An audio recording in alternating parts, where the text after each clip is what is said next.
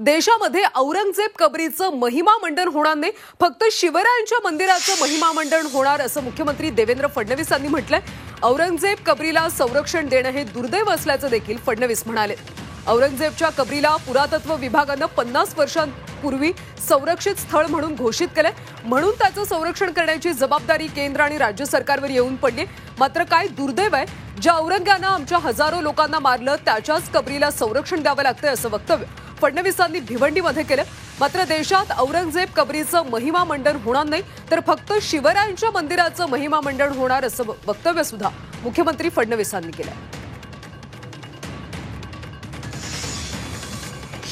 या देशामध्ये महिमा मंडन होईल तर ते छत्रपती शिवरायांच्या मंदिराचं होईल, औरंगजेबाच्या कबरीचं होणार नाही। हे देखील या निमित्ताने लक्षात घेतलं पाहिजे। आज हे ठीक आहे, खरं म्हणजे त्या औरंग्याची कबर कशाला हवी, परंतु आपल्याला देखील कल्पना आहे की एएसआयने त्याला 50 वर्षापूर्वी संरक्षित म्हणून अशा प्रकारचं त्या ठिकाणी स्थळ म्हणून घोषित केलेलं आहे आणि म्हणून त्याचं संरक्षण देखील करायची जबाबदारी ही राज्य सरकारवर आणि केंद्र सरकारवर येऊन पडलेली आहे।